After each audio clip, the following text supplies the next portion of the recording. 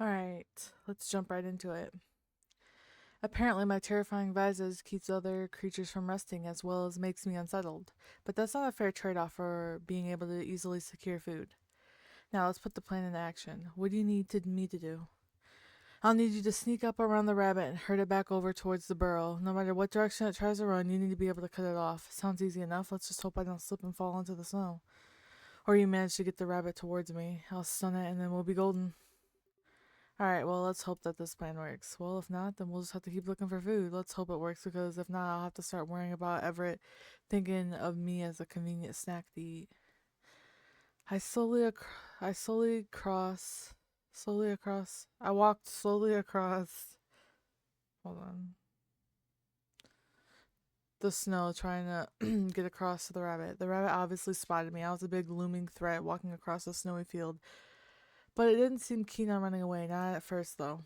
But I slowly began to approach the rabbit from behind. As expected, it hopped away first. Another few steps, and the rabbit hopped away a few more times. I'm sure that I could keep going at this pace, but I'm not sure. I'm sure that I could keep going at this pace. I'm sorry, I'm sleepy, y'all, so forgive the talking weird and like just bad reading. But I needed to give this thing a sense of urgency, that I was a dangerous threat, and so I took a quick step towards the rabbit and watched as it sprinted away from me. The problem was that it wasn't running towards its burrow, it was running somewhere else. Fuck. Of course it wouldn't work so damn smoothly. I tried to run across the snow to keep the rabbit from getting off track, and just as I blocked off the route, it ran into another. I ran and ran and ran, trying to cut off all the escape routes, at least the best as I could. Will you just go home already? You're just wearing me down. The rabbit didn't care, continued to prance and flop around in the snow as if it was taunting me, as if it knew I was trying to coral it back home. Stupid fucking rabbit. I huffed and leaped at the damn creature, but it jumped right over me. Having trouble over there? I'm working on it. I spat out some snow before getting back up to my feet. Oh shit, Devin's getting angry. Now anger was fueling me rather than desperation. Hold on.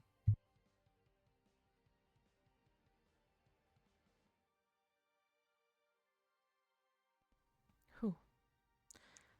I almost forgot that I had to chase the rabbit in a particular direction and was just running after the damn thing. Maybe it could sense my rage, but now all of a sudden the rabbit was running towards its home.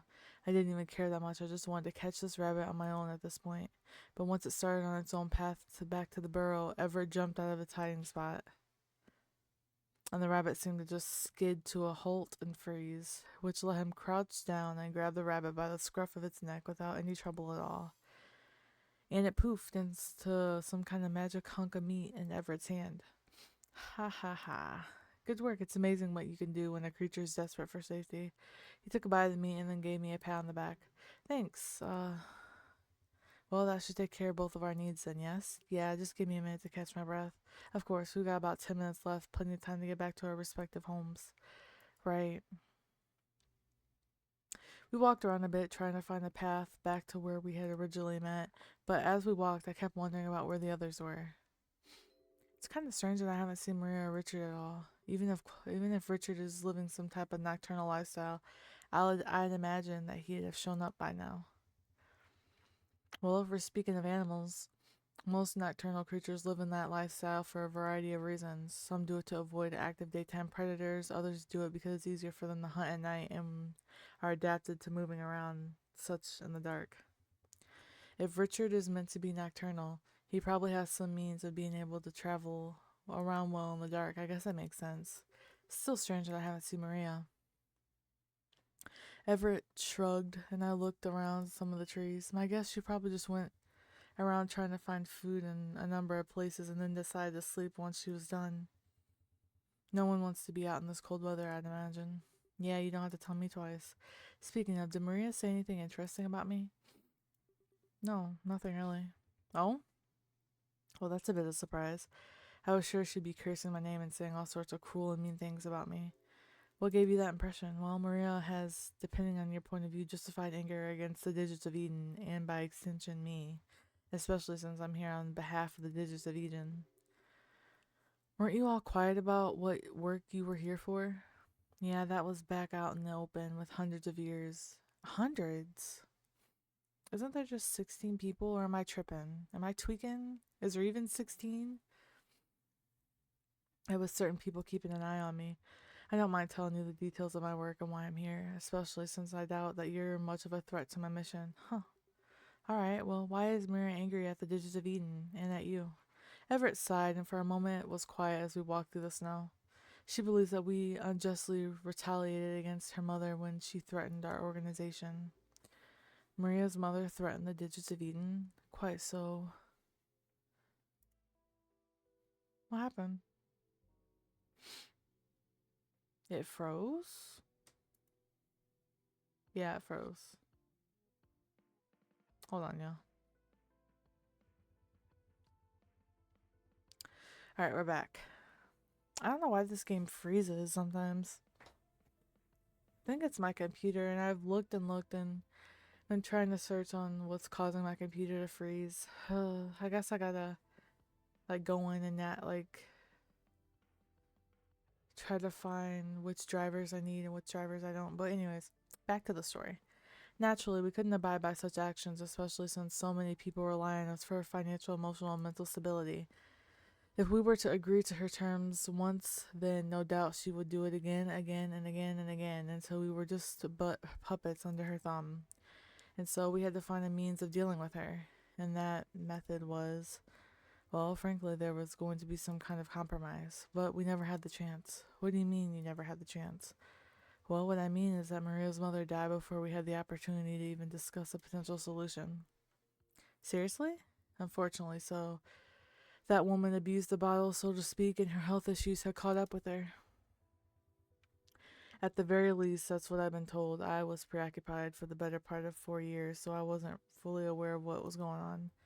Maria, of course, thinks that that was just foul play involved, but that's simply not the case. I imagine that she's still racked with grief and anger since it does seem suspicious.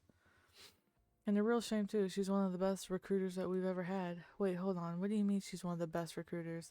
I'm getting ahead of myself again, aren't I? Well, Maria and her mother were both members of the Digits of Eden. In fact, Maria has been with us ever since she was born. Once she was old enough, she was happy to work as a recruiter for the organization. I have to admit, she has talent for winning people over. Truth be told, her work is why she's here. She's something of a legend among the organization. Won yourself a spot in the participant in the game. Hold on, y'all. My dogs are barking.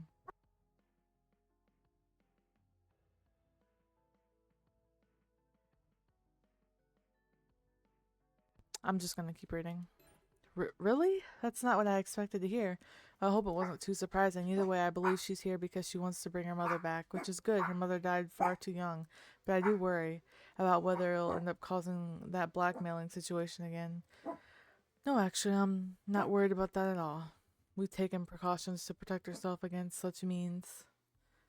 No, I worry about what she and her friend Alphonse might be up here for. Whether they truly want to revive Maria's mother or if they're out for revenge. Revenge? Because they think the Digits of Eden are responsible for her mother's death? Precisely. I want to believe that Maria is here for a good reason, but I can't quite be certain that's the case. But anyhow, I prattled on long enough. I don't mean to gossip about things like this. I should probably take my leave. I'm assuming you know how to get back to your own home. Oh yeah, it shouldn't be far too off. Excellent. Well, I wish you good luck. Actually, there's one last thing. Well, if you're comfortable with this, do you mind the mating thing? Can we do that? Why did Belle have to name the stupid feature in such a way? Sure, it's not like it's a big deal or anything.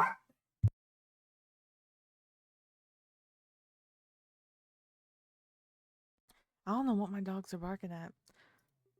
But I have to ask, why? Well, I just think that it's a good move to make for the sake of the game. It's called evolution for a reason, isn't it? We are creatures trying to survive day to day and evolve to meet the challenges that we'll have to face. I mean, look around us. This used to be a heavily forested area that was rather temperate, but now it's snow-laden winter wonderland. Strategies that work one day might not work in another. That's what I assume the trait system is for. It lays out a potential strategy for survival, but those traits might not always be useful depending on the environment that we're in. That's one of the reasons why creatures constantly change and evolve over time. Staying the same works great until suddenly it doesn't. Being able to adapt, prepare, and change as needed is important for survival. And in order to change, the mating thing needs to happen. So you basically want to hedge your bets and see if you get any new good traits from this. That's what happened with me. Some of my traits changed after I mated with Maria, as I expected. Well, let's do it. No need to make it awkward, though. Everett nodded, seemingly relieved that I wasn't making a big deal out of it. After we mated, Everett gave me a curt nod and turned away. Well, good luck out there. We only got one day left, so here's to hoping we make it. Yep, good luck to you as well. Well, this is just a giant mess, but rather than overthink things, I just walked back to the cave where I woke up in. The sun was setting and soon there wouldn't be much time left. I'm gonna cut this part here, guys. Thanks for listening.